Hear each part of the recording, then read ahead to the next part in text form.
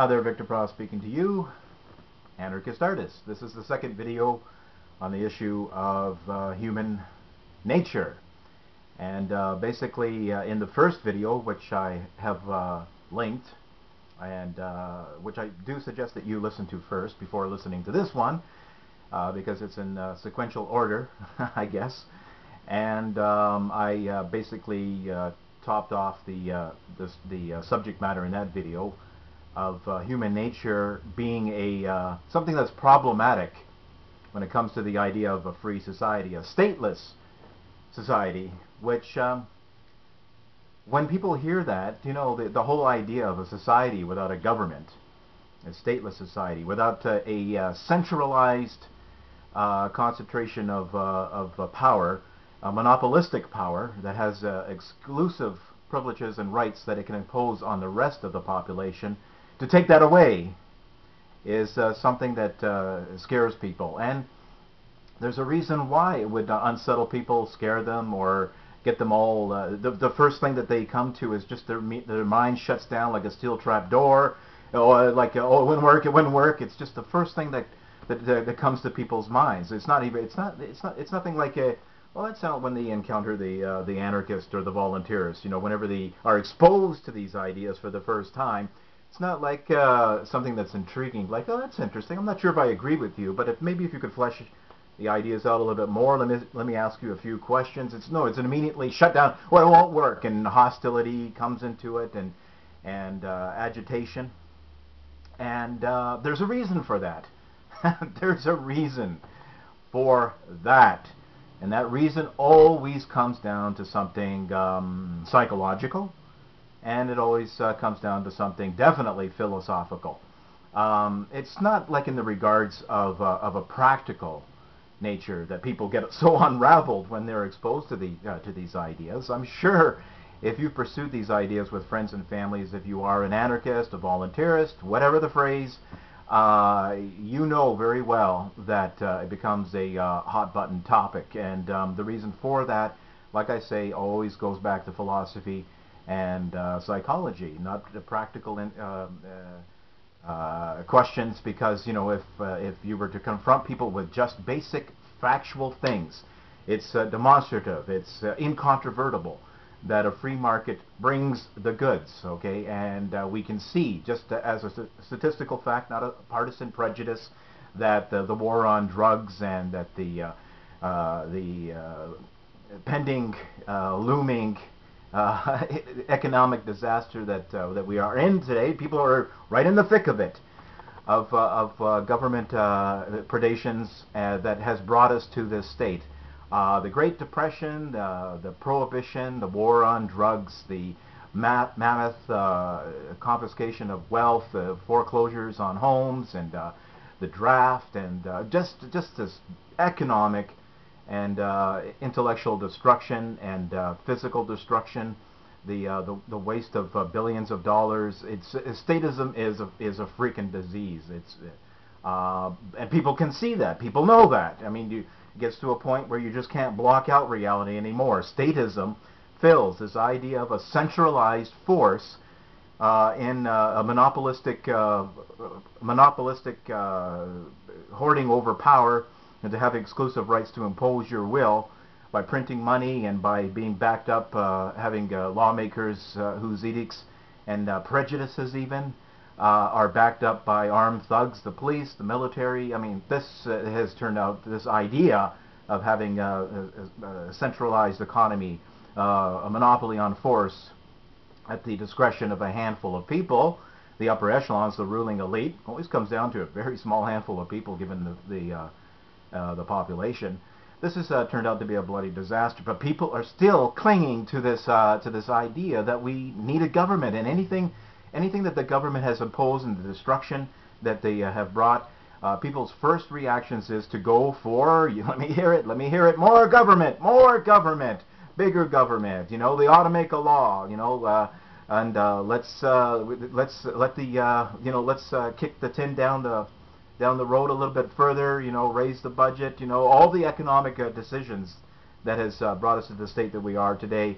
There's always a calling for more.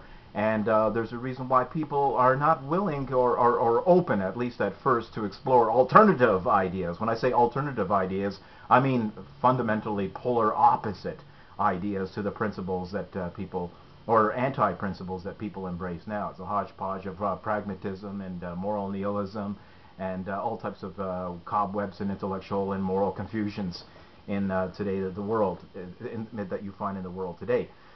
So one of those problems that I introduced in the first video, now that I've made this preliminary remarks on the importance of philosophy, is that one of the problems that people have in regards to entertaining ideas of freedom is human nature. We all know that it's something that as soon as you hear human nature, we can't have a stateless society. We're not evolved enough. There's the human nature is corrupt and deplorable. We're innately evil, and all these types of ideas. It might not come out in that form of expression. People might not articulate it very well what their objection comes down to, but it comes down to them believing that somehow human beings are just they would not give voluntary to charities if a society had certain members of that society who falls through the cracks. If there's no government in place with the welfare state, first thing that people comes to mind is welfare state. Benevolent overlords are benevolent rulers, the safety net and things like that. If we just left it to the discretion of our fellow citizens, we'd surely fall through the cracks because we live in this Hobbesian world of might makes right, survival of the fittest, life is brutish, nasty, and short, red claw, red tooth kind of approach to human nature. Well, and there's a lot of problems with that, and that's what I want to address in this video, and I might be making a third video. Who knows, right? It's a pretty dense topic, but one of the problems that I have is of a factual and illogical error. Okay, so let's take a look at what's considered to be the problem to the idea of having a free society. That is human nature. So and the argument goes, therefore, we need a government. The logical error here is that the government, okay, and as I said many times before, but I got to say it again until you get it, until you get it, until you get it. Don't have to agree with it necessarily, but so long as you understand what the arguments are and not some red herring or straw man, at least if you know what the arguments are, it's something to keep tucked back in the recesses of your mind to reconsider. So the argument is that we have human nature, therefore we need a government. That's the logic that most people are following here. Well, the government is nothing more. Are you ready for this?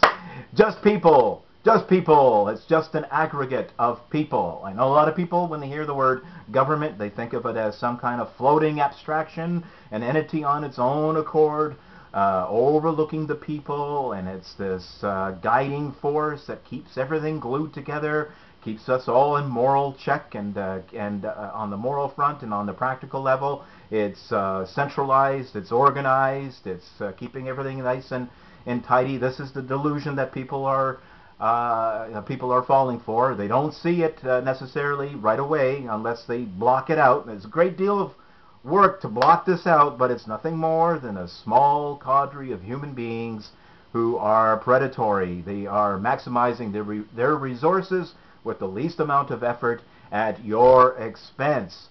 The government would not exist except for the people that keep it aloft. The government is an agency of violence, of initiatory force. It does not produce anything. It does not actually create something that was there or not there before, and even the services that it renders is on the back of the citizenry, the people who are actually producing things. This is a predatory agency.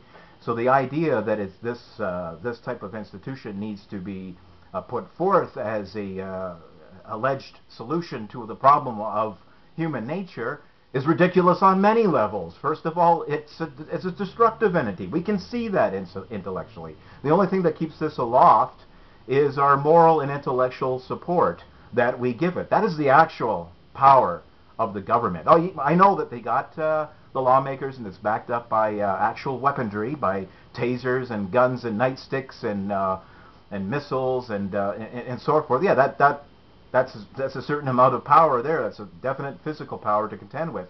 But when you really get down to it, though, once again, I'm going to put the big stress here on philosophy. It is our moral and intellectual support that we give this institution, our belief in it, our belief that somehow, in some way, if not now, or if at current, or at least sometime in the future, if we don't believe it to be right now, that this is an institution that could be yielded and molded and forced and voted and constitutionalized into a benevolent, productive entity. Well, it's not. It's just nothing more than a cadre of a handful of a ruling elite who are people. They have this dreaded thing, what you would think, human nature. They have human nature, don't they? What are they? They are just as philosopher kings composed of magic, fairy, benevolent dust all over their nature? It's not human.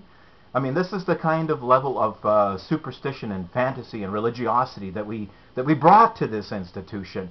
This institution is kept aloft by a perversion of morality and by epistemological mistakes. Epistemological in the sense of regarding it as some kind of abstract entity.